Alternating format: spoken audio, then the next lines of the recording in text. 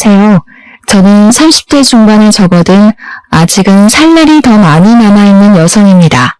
저에게 몇 개월 전에 일어난 아주 기가 막힌 일이 있어서 한번 풀어보려 사연을 올려보게 되었습니다. 제 인생에 정말 큰 사건이기도 하고 황당한 일이기도 해서 어딘가에 속 시원하게 한번 털어놓고 싶었는데 이런 채널이 있을 줄이야 꿈에도 몰랐습니다.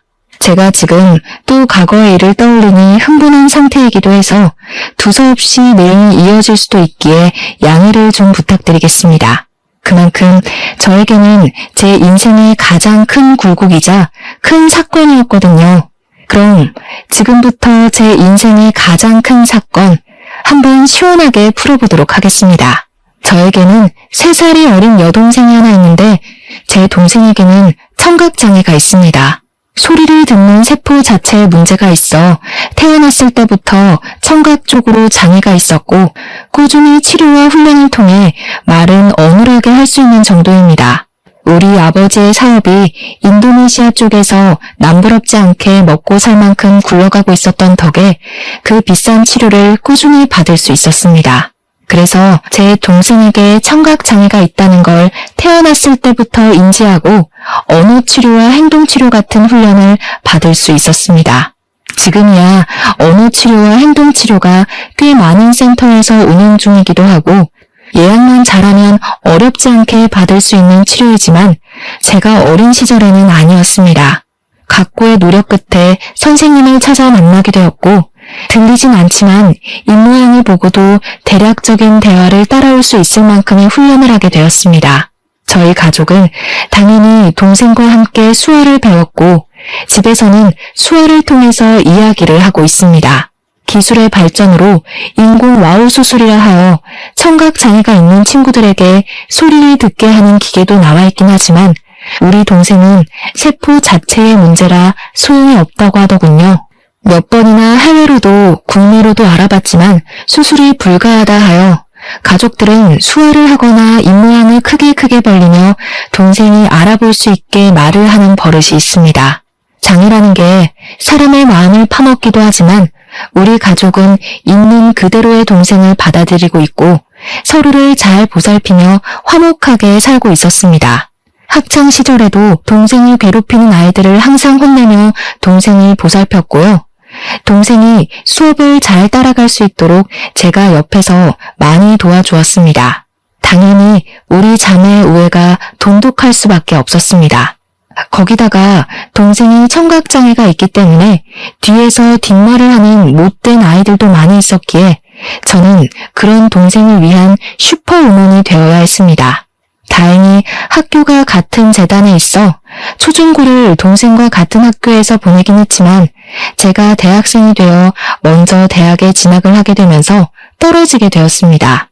동생이 고등학생이 되던 날 어찌나 마음이 떨리고 나 없이도 잘 버틸 수 있을지 걱정이 되던지 물가에 내놓은 아이 같은 마음이 들었더랬죠.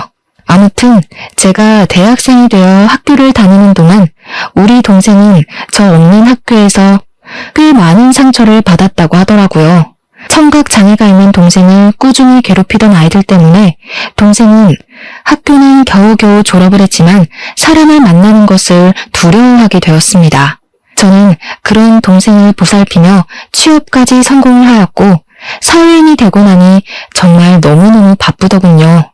동생과 항상 주말이면 같이 시간을 보내곤 했었는데 제 일이 너무 바빠지니 주말에는 잠만 퍼질러 자기에도 바빴습니다.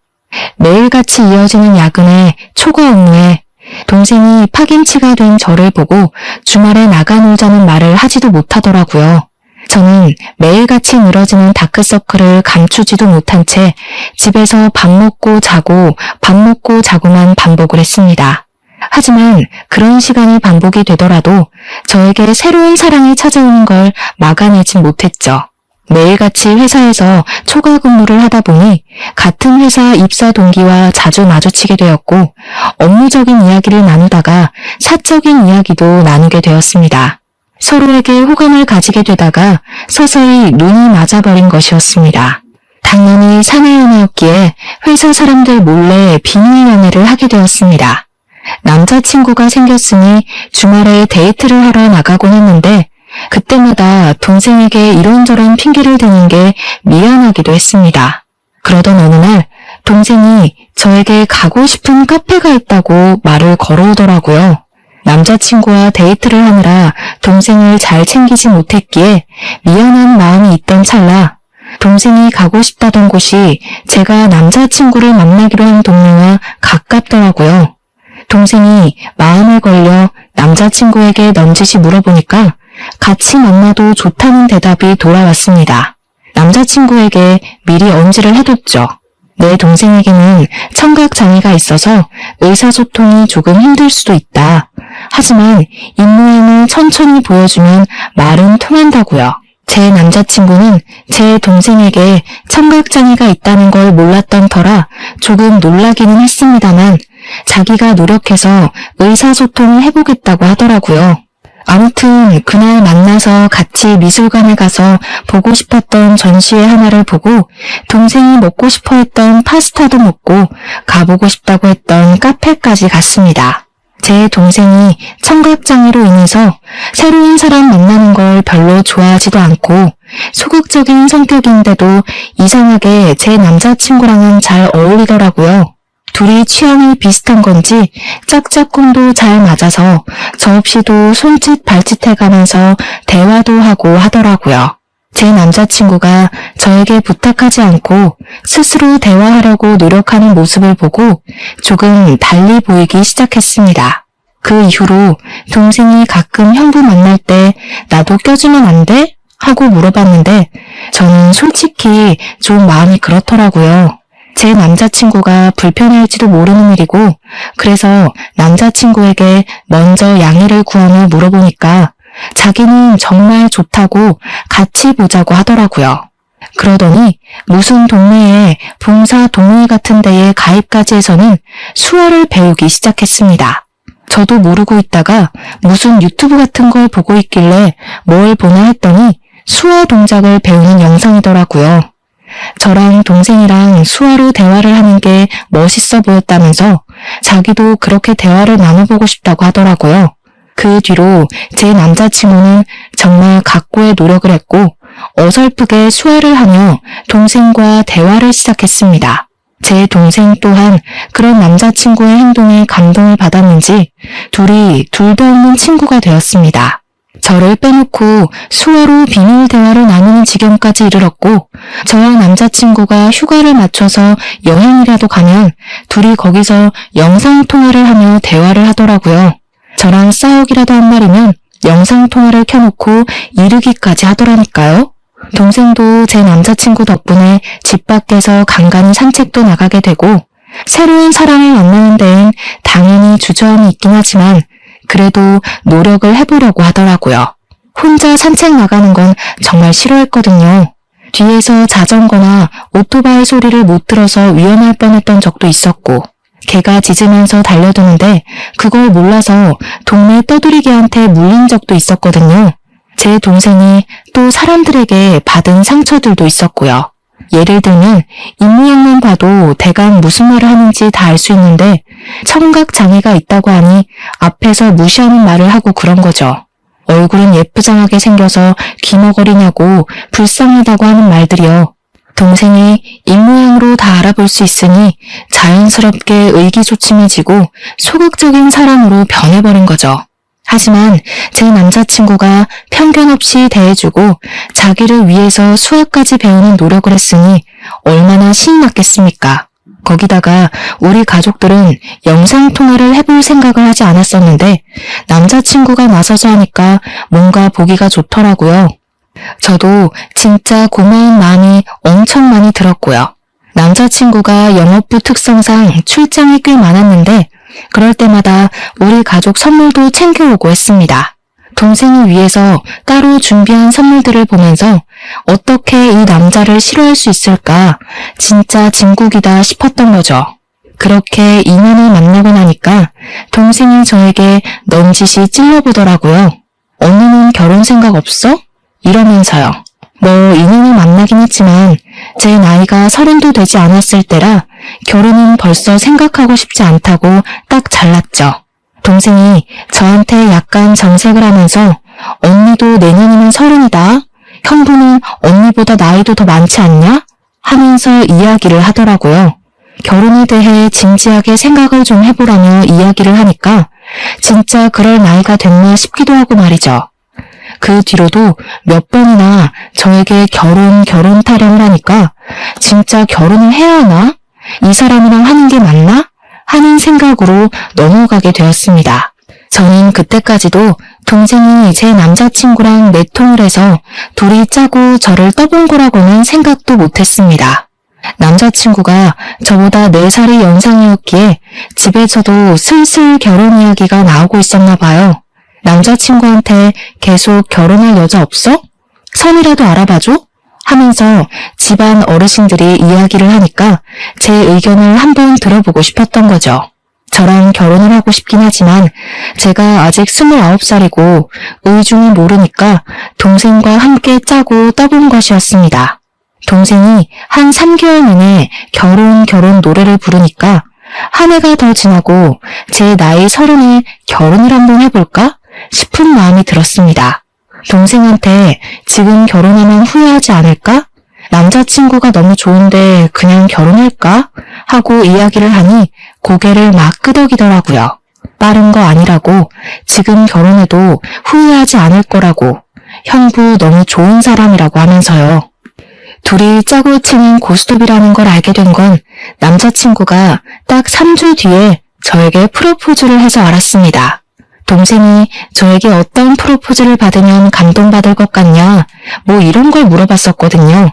아주 종합 선물 세트로 준비를 했길래 눈치를 못 챌 수가 없었죠. 남자친구한테 물어보니까 차일게 걱정돼서 도움을 좀 받았다고 이야기를 하더라고요. 우리 처제가 내 편이라 정말 다행히 하면서 웃는데 그 모습까지 귀여워 보여서 이 남자랑 결혼해도 되겠구나 하는 마음이 들었죠. 프로포즈를 수락하고 우리 집에 인사를 드리러 남자친구가 오기로 했는데 그날 점심부터 동생이 막 부산스럽게 준비를 하더라고요. 형부 될 사람이 정말 좋은 사람이라고 부모님께 막 나서서 이야기를 하는데 그런 애가 아닌데 칭찬을 하니까 부모님도 좀 놀라시고요. 제 동생이 가족 이외의 사람에게 이렇게까지 정을 붙이고 마음을 털어놓은 적이 없는 애라 놀라실 만도 하셨겠죠. 부모님께서는 우리 집은 인성됨됨이만 잘 잡혀있으면 만사 오케이라고 하시면서 본 적도 없는 남자친구가 마음에 든다고 하셨습니다. 또 제 남자친구가 넉살이 워낙 좋은 사람이라 오자마자 큰절부터 올리고 밥도 고봉밥으로 2그릇이나 먹었습니다. 대화하는 내내 분위기를 얼마나 익살스럽게 잘 이끌고 가던지 저희 부모님도 푹 빠지셨죠. 거기다가 저희 아버지와 술을 한잔하는데 둘이 죽이 너무 잘 맞는 거예요. 둘 다 만취해서 노래방 가자 하더니 정말 온 가족 다 끌고 노래방 가서 신명나게 놀았습니다. 제 동생은 들리지도 않는데도 혼자 탬버린 들고 춤까지 추더라니까요. 진짜 한 6개월치 웃을 거 그날 하루에 다 웃었다고 해도 과언이 아니었습니다. 아무튼 그날 우리 집에서 인사도 잘 드렸고 저도 예비시댁에 방문을 해서 인사를 드리기로 했는데 그제야 남자친구가 이야기를 털어놓더라고요. 사실 그동안 숨기려고 했던 건 아닌데 말하지 못한 게 있다면서 예비시댁의 집안 사정에 대해 이야기를 하기 시작했어요. 남자친구가 어릴 때 아버지께서 돌아가시고 집안의 가장 노릇을 쭉 해왔다고 하더라고요. 당연히 형편이 좋지 못해 대학도 못 갔고 바로 부사관으로 입대를 해서 군 생활을 하다가 27살에 전역을 했다고 하더군요. 할 줄 아는 게 없어서 2년 동안 각고의 노력 끝에 자격증들을 줄줄이 따게 되었다고 했습니다. 지금 회사에 입사를 하게 된 것도 고졸 전형으로 입사를 한 거라며 미리 말을 못해서 미안하다고 하는 겁니다. 아버지께서 돌아가실 때 빚을 좀 남겨놓고 가서 그 빚을 갚으라 여태 모아둔 돈이 별로 없다고 하면서요. 저는 솔직히 너무 놀랐죠. 거의 3년을 만났는데 그동안 그런 사정을 단 한 번도 비치지 않아서 몰랐거든요. 항상 깔끔하게 옷을 입고 다녔고 마음에 공허함이 있다거나 어딘가 부족하다, 모자라다 하는 느낌이 전혀 없어서 짐작도 하지 못했었습니다. 그것도 결혼 직전에 와서 그런 이야기를 하니까 순간 마음이 흔들리는 건 어쩔 수가 없더라고요. 제 눈에 동공지진이 일어날까 제 손을 딱 잡으면서 이야기를 하더라고요. 자기가 15년 동안 빚을 갚았다고, 고등학교 2학년 때부터 아르바이트를 해서 돈을 벌었다고요. 생활력 하면은 남들과 비교도 할 수 없게 좋고 무슨 일이 있어도 절대 굶길 일 없을 거라고 했습니다. 빚도 다 갚았고 집안이 돈을 퍼줘야 하는 것도 절대 아니니까 걱정하지 말라고요. 단지 집으로 인사를 드리러 갈 텐데 집이 많이 낡아서 보이는 게 전부가 아니라는 말을 하고 싶었대요. 아버지께서 돌아가시기 전에 남겨주신 집이라 차마 처분도 못하고 그 낡은 데서 온 가족이 살았다고요. 가족들의 소중한 추억이 담겨있는 집이라 상속 포기도 하지 못하고 돈을 다 갚을 수밖에 없었다며 덧붙였습니다. 저희 집이 아무래도 넉넉한 집안이다 보니 돈이 없는 사람과 결혼한다는 게 고된 일이라는 생각은 별로 하지 못했어요. 그런 거 있잖아요. 어차피 내가 돈이 있으니 내가 더 준비하면 된다는 안일한 생각을 했다고나 할까요? 남자친구, 그러니까 예비신랑의 꾸준한 설득 끝에 예비시댁에 방문을 하기로 결정을 내렸습니다. 양손 무겁게 가라는 부모님의 말에 선물을 잔뜩 준비해서 예비시댁에 방문을 했는데 조금 놀랍긴 하더라고요. 벽지에는 곰팡이가 죄다 쓸어 있었고 문 경첩은 뜯어져 나가서 문이 덜렁덜렁 붙어있는 수준이었습니다. 현관문이 옛날 빌라처럼 철문으로 되어 있었는데 누가 발로 찬 건지 망치질을 한 건지 우글우글 찌그러져 있었고요. 제가 찌그러진 문을 바라보고 있으니까 예비 시모가 다가와서는 어휴, 저걸 고친다는 걸 여태까지 까먹었다고 하시면서 멋쩍게 이야기를 하시더라고요. 예전에 빚쟁이들이 문 열라고 하도 발로 차서 저렇게 됐다고 웃으면서 이야기를 하시는데 저는 속으로 시겁했죠 뭐. 어떻게 발로 차면 문이 저 모양이 되나 싶을 정도로 찌그러져 있었거든요. 제가 방문을 하긴 했는데 시댁이 진짜 냉골이더라고요. 너무 추워서 팔에 소름이 쭉 돋을 정도였다고나 할까요? 제가 약간 으슬으슬해하니까 예비신랑이 예비신부한테 보일러를 좀 떼지 왜 이렇게 집이 춥냐고 한 소리를 했습니다. 그러니 예비신부가 눈을 살짝 흘기면서 돈 아껴야지 무슨 보일러니? 하면서 씻을 때나 잠깐 태면 된다고 하시더라고요. 저보고 춥냐고 묻더니 집에서 입는 겉옷이 있다고 예비신랑이 군대에서 입었을 법한 깔깔이 같은 걸 하나 쓱 주시더라고요. 저는 집에서 입는 겉옷이 있다는 사실에 2번 놀랐죠. 거기다가 그 옷에서 나는 이상한 쩐내에 3번 놀랐습니다. 쿰쿰하고 뭔가 지린내 같은 쩐내가 나서 도저히 못 입겠다 싶어서 예비 시모에게 돌려드렸어요. 저녁이나 먹자고 하시길래 제가 뭐 도와드릴 건 없나 하고 기웃기웃하니까 예비 신랑이 앉아있으라고 하대요. 그 말에 예비 시모가 저한테 부잣집 아가씨라던데 그 손으로 뭘 하겠냐고 가만히 있는 게 돕는 거라고 하시더라고요. 그 말을 듣는데 약간 기분이 쎄한 것이 저를 별로 마음에 안 들어 하시나 싶기도 했습니다. 저녁밥이라고 대충 상을 차려주셨는데 물론 저희 집과는 가정환경 자체가 차이가 나니까 그럴 수 있다 생각은 하면서도 영 기분이 별로인 거예요. 치킨 볶음밥 같은 거랑 김치만 냅다 올려져 있는 상이었는데 예비 시모가 우리 집 김장김치가 정말 맛있다면서 밥 2공기 먹어도 된다고 하시더라고요. 제가 밥을 젓가락으로 뒤적거리다가 이거 치킨이에요? 하고 물어봤더니 예비 시모 하는 말이 어제 치킨 시켜 먹고 남은 걸로 볶았다고 하시더군요. 음식 남기는 거 벌 받는 거라면서 환경 보호해야 된다고 덧붙이시는데 제 얼굴이 다 빨개지더라고요. 물론 제가 상다리 부러질 만큼의 식사를 기대한 건 아니지만 남은 치킨으로 만든 볶음밥에 김장김치 덜렁 있는 건 아무리 생각해도 아니잖아요. 제 표정이 점점 굳으니까 예비신랑이 안절부절하는데 저는 그러면 제가 사온 고기라도 구워주실 줄 알았거든요. 근데 그 고기는 나중에 우리 딸 오면 구워 먹어야지 하면서 냉장실로 직행하더라고요. 도저히 입맛이 없어서 밥 한 술 뜨지도 않고 수저를 탁 내려놨습니다. 그러니 그제야 예비신랑이 예비신우한테 화를 내더라고요. 아니 엄마, 내가 어제 준비 좀 잘해달라고 10만 원 드렸잖아요. 그 돈으로 장도 보고 하시라고요. 어제 네 조카들 놀러왔던 거 몰라서 그래? 걔네도 힘들게 사는데 내가 장이나 보고 그럼 되겠니? 네 조카들 필요한 거 사라고 내가 용돈 줬다. 예비신랑이 아니 그 돈을 그렇게 쓰면 어떡하냐 하면서 이야기를 하는데 대뜸 저한테 화살이 돌아오더라고요. 예비신우가 저를 딱 보면서 말을 이어가셨습니다. 나한테 딸이 하나 있는데 우리 마지야 마지. 걔가 어릴 때 시집가서 애들도 좀 크고 그러거든. 걔네도 고생하는데 돈은 없고 아무튼 학원 가야 하는데 돈 없다 난리를 쳐서 내가 용돈 좀 줬어. 아직 결혼도 안 한 사이에 서운하거나 뭐 그런 거 아니지? 그 자리에서 제가 어떻게 서운해요 하겠습니까? 막말로 그건 서운한 게 아니라 저에 대한 예의가 없는 거라고 생각했어요. 손님 불러다 놓고 치킨 볶음밥에 김장김치라니 기가 차서 원. 제가 그냥 아무 소리 안 하고 가만히 있으니까 예비 신우도 좀 민망했는지 그래 뭐 아가씨 돈도 아닌데 하고 넘어가시더라고요. 그 말에 기가 막혀서 표정만 더 굳어버렸습니다. 그렇게 찜찜한 자리를 뒤로하고 나왔는데 고민이 엄청나게 되더라고요.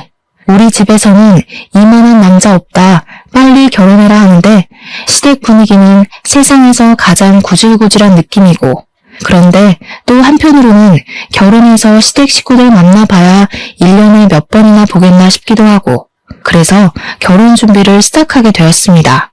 이제 와서 결혼 못하겠다, 너랑 나랑 집안 차이가 너무 심하다 하기에는 시간이 너무 흘러버린 탓도 있었고요. 결혼을 하기로 하고 청첩장도 다 찍고 집을 구하러 다니는데 신혼부부 전세자금 대출 이자율이 생각보다 너무 높았습니다. 예비신랑이나 저나 둘 다 기본소득 이상으로 벌고 있어서 그런지 혜택 받을 수 있는 게 거의 없었습니다. 거기다가 아버지 사업체까지 있으니 더 그런 거예요. 결국 제가 골머리를 썩으니까 아버지께서 눈치를 채시고 먼저 말을 해주셨습니다. 사실 제가 동생에게만 슬쩍 이야기를 했는데 동생이 아버지께 이야기를 했더라고요. 언니가 집 때문에 고민이 많아 보인다고요.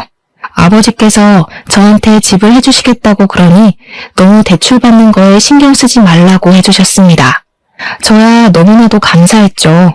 제일 중요한 집 문제가 해결되고 나니까 알턴 일을 뺀 기분이었습니다. 집 대출만 안 받아도 솔직히 한 달 생활비에서 엄청난 차이를 보이니까요. 그렇게 모든 준비가 끝나고 결혼식 날이 왔는데 저는 신부 대기실에 내내 있느라 동생에게 무슨 일이 생겼는지 알 수가 없었죠. 근데 신부 대기실에 찾아온 동생의 낯빛이 너무 안 좋더라고요. 그래서 무슨 일 있었냐고 물어보니까 동생이 고개를 절레절레 젓더라고요. 근데 이 언니들의 감이라는 게 있으니까 동생에게 뭔가 있는데 숨기고 있다는 느낌을 세게 받았습니다. 저한테 결혼식 잘하라고 수어로 말을 하길래 저도 알겠다고 대답을 하고 있는데 신우가 신부 대기실에 들어오더라고요. 저희 자매가 수어로 이야기를 하고 있으니까 갑자기 어머 하더니 옳게 지금 동생 장에 있는 거 티내는 거야? 하더라고요. 순간 내가 무슨 말을 들은 건지 싶어서 신우한테 지금 뭐라고 했냐고 되물었더니 인상을 팍팍 쓰더라고요. 우리 동생이 그 찰나에 어깨를 움츠리는 걸 보고 이 망한 신우가 내 동생한테 뭔 짓을 했나 싶었습니다. 제가 빤히 신우 얼굴을 보고 있으니까 신우가 하는 말이 결혼식 입구 앞에서 사돈어른이랑 사돈처녀가 수어를 대화를 하더라고 하면서 운을 뗐어요. 그런데 자기 쪽 친척이 신부네 집안에 벙어리가 있냐고 물어봤다면서 그래서 벙어리가 아니라 기모거리라고 했다고 이야기를 하는 겁니다. 순간 심장이 벌렁벌렁하면서 화가 엄청나게 나더라고요. 근데 신우가 거기서 멈추지 않고 선을 넘더라고요.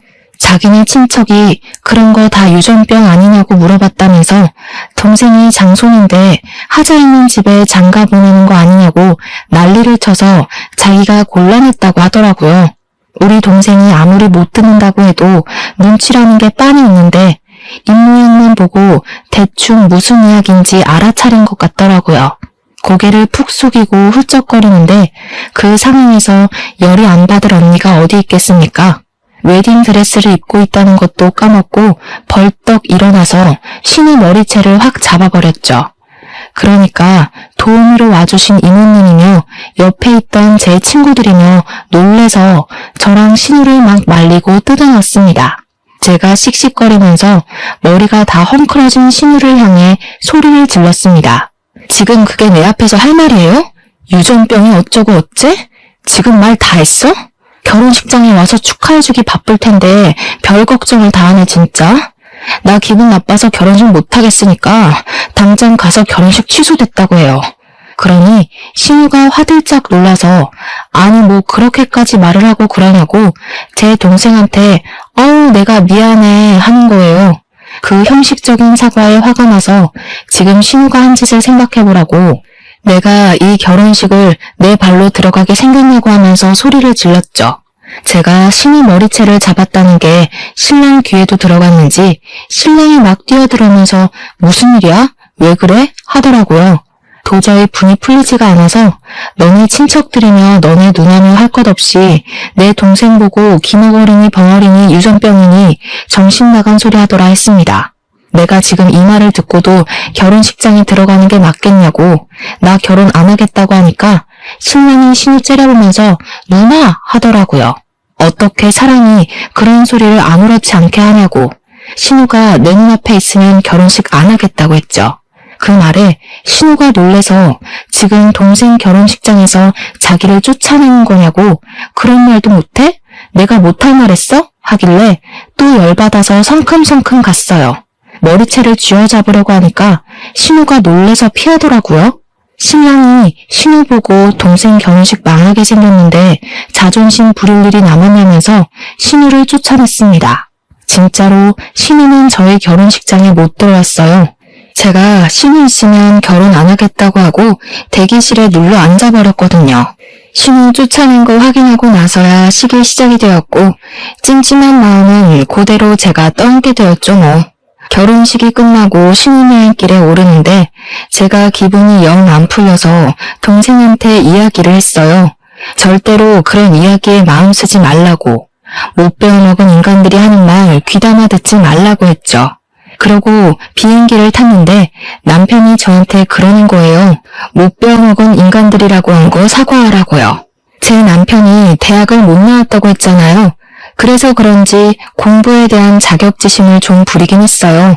고졸 전형이랑 대졸 전형이랑 연봉 차이가 좀 있거든요. 남편이 영업부라 실적은 괜찮은데 기본급에서 차이가 나니까 대졸 전형자들이랑 크게 월급 차이가 나지 않았거든요. 거기다가 공부를 못해서 대학을 못 간 게 아니라 돈이 없어서 못 간 것이니 그럴 만도 했죠. 하지만 저도 제 동생이 그런 모욕을 당했는데 자존심이 있죠. 어떻게 냅다 사과를 하겠습니까? 저도 의견을 굽히지 않았고 사과는 못하겠다고 했습니다. 둘 다 자존심을 부리다가 신혼여행 가는 비행기 안에서 12시간 내내 아무 말도 안 하고 있었다니까요. 도착해서도 냉기만 폴폴 풍기다가 사과를 안 하면 같이 안 다니겠다고 먼저 선수를 치더라고요. 저도 굽히기 싫어서 너랑 안 다니겠다고 하고는 관광도 따로 다녔습니다. 혼자 며칠을 지내다가 결국 마지막 날이 되고 나서야 타협을 하게 되었죠. 사과를 하거나 그런 건 아니었고 서로 잘못한 거고 서로 기분 나쁜 상태니까 조심하자고 대충 뭐 휴전 정도만 한 거죠. 근데 둘 다 서로의 가족에 대해 그렇게 말한 게 앙금으로 남아서 혼인신고를 원래 신혼여행 다녀오면 바로 하기로 했었는데 조금 미루기로 했어요. 남편도 제가 꿋꿋하게 사과를 하지 않고 자존심을 부리니 혼인신고를 미루는데 동의하더라고요. 보통은 신혼여행이 다녀오면 시댁과 친정 인사를 드리러 가잖아요. 근데 결혼식 날 그런 소동이 있었는데 시댁 인간들 얼굴이 보고 싶었겠습니까? 남편도 뭐 저랑 별반 다르지 않은 것 같았고요. 그냥 일이 바빠서 인사드리러 갈 시간이 없다고 대충 둘러대고는 저는 우리 집으로 남편은 시댁으로 각자 가서 선물 줄 거 주고 돌아왔습니다. 끼를 볶아도 시원치 않은 신혼 기간에 서로 서먹서먹해진 거죠. 연애할 때도 이렇게 싸워본 적이 없었기에 저희는 어떻게 풀어야 할지 방법도 모르고 있었습니다. 그렇게 한 달이라는 시간이 좀 지났을까 신우가 갑자기 할 이야기가 있다면서 시댁으로 오라고 부르더라고요. 그 곰팡이 쓸어있는 냉골 같은 집에 갈 생각을 하니까 너무너무 싫었지만 피하는 것도 하루 이틀이지 불렀는데 가야죠. 퇴근하고 남편이랑 같이 찾아가니까 신우가 그러더라고요. 예, 너네 집 말이다. 아무리 사돈어른이 해줬다고 해도 그렇지 어떻게 부부간에 정도 없이 딱 네 명의로 했니? 저희 아버지께서 제 결혼 선물로 해주신 건데 당연히 제 명이죠? 그러면 세금을 좀 많이 내야 하지 않니? 우리 아들 명의로 했으면 세금도 덜 내고 얼마나 좋아. 세금이 다 똑같죠. 얘가 뭘 모르네. 우리 아들이 산 것처럼 매매 형식으로 꾸몄으면 얼마나 좋니? 너한테 가면 상속세도 물어야 할 텐데 당연히 세금이 더 나오지. 애가 헛똑똑이야. 저희 아버지께서 사업체를 운영하고 계신데 지금 탈세를 하라고 하시는 거예요. 어차피 세금도 저희 아버지께서 다 내주셨는데 뭐가 문제라는 거죠? 아버지께서 저한테 돈 쌓아두면 뭐하냐고 딸한테 주는 건 아깝지 않다고 하셨거든요. 그래? 처가 사랑은 사위라던데 사위한테도 아깝지 않으시겠지? 우리 아들 정말 장가 하나는 기가 막히게 갔나 보다. 생각해보니까 사돈네는 전부 딸만 있잖아. 사업은 자고로 남자가 해야 제대로 굴러가는 법인데 사돈 댁에는 아들이 없으니까 우리 아들한테 딱 물려주면 되겠다 싶은 생각이 들더라고. 그 말을 듣는데 욕심낼 걸 욕심내야지 진짜 기가 막히더라고요.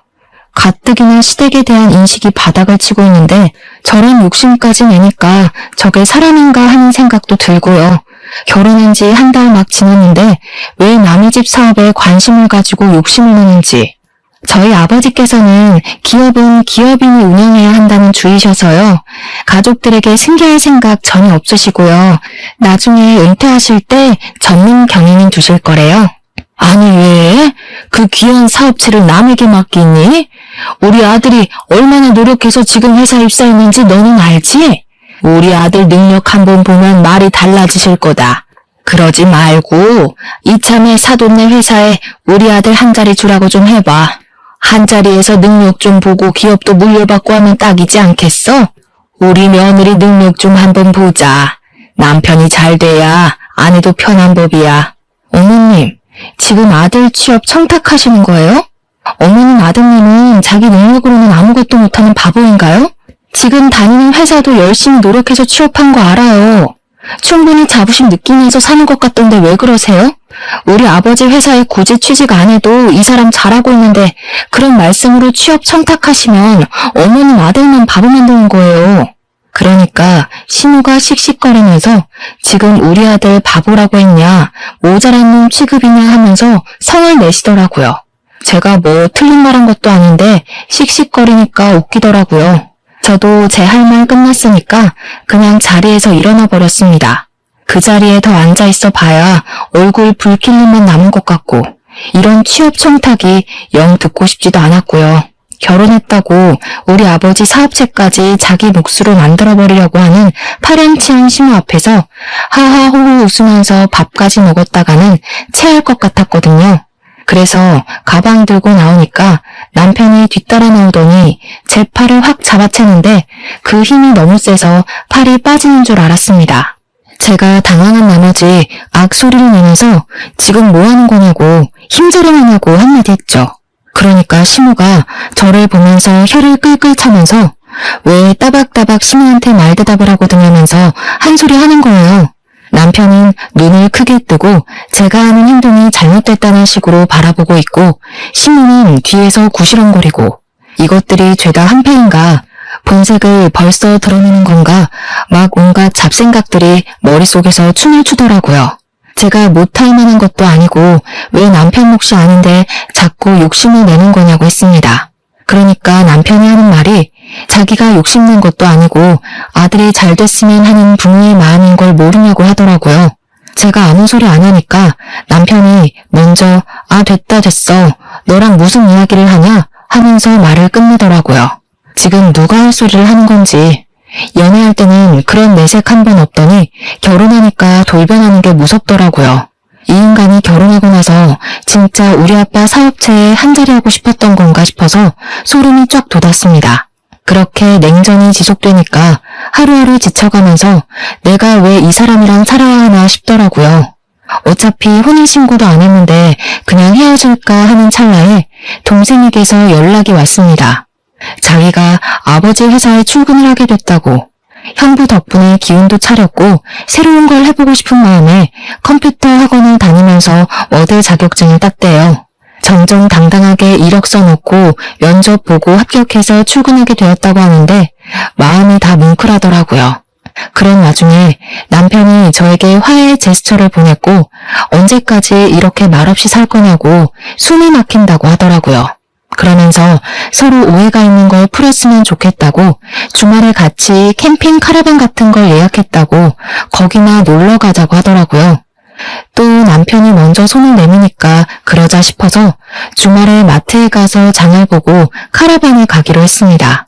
원래 캠핑의 묘미는 고기를 구워 먹는 거니까 장을 보는데 남편이 고기를 무슨 2근을 사는 거예요. 둘이 먹을 건데 뭐 이렇게 많이 사는 거냐 하는데 소고기 먹을까? 하면서 한우 비싼 걸 잡더라고요. 원래 캠핑의 묘미는 삼겹의 목살이다 하면서 돼지고기로 골랐죠. 소고기는 숯불에 다 늘어붙거든요. 남편이 너무 과하게 사길래 말리다가 포기하고 장을 봐서 캠핑 카라반으로 갔는데 참나 거기 신우가 떡하니 와 있대요. 저 보자마자 장 많이 봐왔냐고 하는데 진짜 욕이 나오더라고요. 화해의 제스처는 개뿔, 신우 식구들 먹일 장만 잔뜩 봐서 강꼴이 된 거죠. 진짜 떨떠름하게 바비큐 준비해서 술까지 차리고 고기를 굽기 시작했는데 제가 아무것도 안 하고 가만히 있었어요. 원래 캠핑 같은 데 가면 남편이 고기 굽잖아요. 제가 상까지 차렸는데 고기까지 구워야 하나 싶었던 거죠. 근데 그걸 보더니 신우가 저한테 공주님이 따로 없다고 비꼬대요. 일부러 못 들은 척하고 무시했죠. 그러니까 신우가 뭐라는 줄 아세요? 그쪽 집안 귀머거리인 거 내가 유전이랬지? 혹시 우리 올케도 내 말이 안 들리나? 그 말을 참고 넘어갈 사람이 과연 몇이나 될까요? 당연히 저도 참지 않았습니다. 결혼식 날 머리 뜯긴 게 부족했나 봐요. 그 주둥아리로 지금 뭐라고 하신 거예요? 뭐? 주둥아리? 제정신이냐? 너 우리 누나한테 그게 무슨 말버릇이야? 올케, 집 좀 산다고 내 동생 너무 무시하는 거 아니야? 고기는 여자가 구워야지. 그리고 소고기도 아니고 삼겹살이 뭐니? 격 떨어지게. 그런데 더 짜증나는 건 심외부였어요. 옆에서 살살 부추기면서 하는 말이 장모님이 그러던데 취업시켜달라던 건 무시하고 귀머거리 동생만 취직했다며? 하면서 자기도 이직하고 싶다는 겁니다. 만년 과장으로 살 수는 없고 어디 이사나 전무자리 좋은 데 있으면 자기랑 저희 남편 취업 좀 시켜달라고요. 열이 뻗쳐서 말로 싸우기를 포기하고 사왔던 돼지고기 2근을 전부 심해부 신우 남편의 얼굴을 향해 던졌습니다. 다들 생고기를 처맞고 깍깍거리는데 저도 씩씩거리면서 할 말 다 했죠. 아줌마는 여자 아니야? 십자 붙었다고 시킬 생각만 하네. 그러지 말고 손수 모범을 좀 보이던가. 그리고 전무나 이사? 아저씨가 할 줄 아는 게 뭐가 있다고 그 자리를 달래? 우리 아빠 회사가 무슨 구멍가게인 줄 알아? 능력이 있어야 뭘 시켜주든지 말든지 하지. 취업 청탁은 누가 하는 건데 지금 누구 보고. 내 동생은 당당하게 이력서 넣고 합격한 거거든? 진짜 살다 이런 개차반에 무식한 인간들 처음 본다. 그러니 남편이 뭐? 무시? 내가 그런 소리 하지 말랬지? 하면서 달려들더라고요. 야, 돈 없어서 대학을 못 갔다고? 웃기지 마. 장학금도 있고 학자금 대출도 있는데 뭔 핑계야. 그냥 네 성적에 그저 그런 대학 가야 하니까 핑계대고 부사관 간 거겠지. 그리고 그 고기 잘 씻어서 먹으면 되지 않겠어? 가족들끼리 두런두런 좋은 시간 보내고 우리는 여기서 갈라섭시다. 혼인신고도 안 했겠다. 집도 4명이겠다. 혼수도 내가 해왔겠다. 몸만 나가면 되지? 옷까지 몇 개 있는 거 그건 택배로 보내둘게. 착불로. 남편이 뒤에서 부들부들 떨면서 진짜 가면 이혼이야 하는데 저는 이미 갈라서기로 결심했는걸요. 그대로 운전해서 신혼집 비밀번호부터 바꿔버리고 대충 짐 싸서 친정으로 도망을 왔습니다. 친정 부모님이 놀라시긴 했지만 제가 차근차근 모든 일을 이야기하니까 아무 소리 하지 않고 잘 왔다고 해주셨어요. 그 와중에도 카라반에서 1박을 하고 온 건지 다음날 집 비밀번호 뭐냐고 난리치는 거 내 집에 자꾸 들어가려고 하면 가택 침입으로 고소하겠다고 했습니다. 친정집에서 출퇴근을 하는데 같은 회사를 다니고 있으니까 회사에서도 계속 찾아와서 난리를 치더라고요. 한 열흘 지나니까 저도 스트레스를 받고 아버지께서 저한테 그러지 말고 아버지 회사에 들어오는 게 어떠냐고 하셨습니다. 회사에 바로 사표 던지고 아버지 회사에 낙하산으로 들어가기로 했죠. 사표 내고 오전 중에 신혼집 가서 남편 물건 택배로 보내고 나왔는데 오후에 퇴근하고 나서 또 비밀번호 타령하길래 바로 경찰 불렀습니다. 혼인신고도 안 했으니까 가택 침입으로 조사를 받게 됐고 그제야 제가 물을 마음이 없다는 걸 알았는지 갑자기 잘못했다고 하대요. 소 잃고 외양간 고치는 것도 아니고 저는 이미 결심이 섰기 때문에 싹 무시했습니다. 며칠이 더 지나자 이번에는 시모가 재산 분할을 해달라고 연락이 온 거예요. 어디서 뭘 찾아본 건지 재산 분할은 귀책 배우자 상관없이 하는 거라고 당당하게 말하길래 저도 이야기해줬죠. 변호사한테 물어보라고. 고작 5달 살았는데 무슨 재산 분할을 해주냐고요. 거기다가 아직 혼인신고도 안 했는데 재산 분할할 대상도 아니라고 하니까 시모도 변호사한테 물어봤나 봐요. 어디 법률사무소에 가도 똑같은 소리를 하니까 저한테 위자료 1,000만 원만 주면 안 되겠냐고 하더라고요. 위자료는 지금 누가 받아야 하는데 그딴 소리를 하냐고 꺼지라고 해줬죠. 회사도 그만뒀겠다. 신혼집도 꽁꽁 닫아버렸겠다. 남편이 아무리 뻔뻔해도 친정집 와서 난동은 못 부리더라고요. 아버지께서는 시간이 지나면 다 잠잠해질 거라고 하시면서 저를 위로해 주셨습니다. 덕분에 아침마다 아버지랑 동생 손잡고 같이 회사 출근하고 있어요. 이혼이랄 것도 없는 제 짧은 동거 생활 5개월을 이렇게 청산하고 벌써 3개월이라는 시간이 더 흘렀습니다. 아직까지도 가끔은 야밤에 자니? 하면서 문자가 오긴 하는데 나중에 스토커 짓이라도 하면 고소하려고 증거로 남겨주고 있습니다. 전 회사에서도 수근수근 거린다는데 언제까지 붙어있나 두고 보려고요.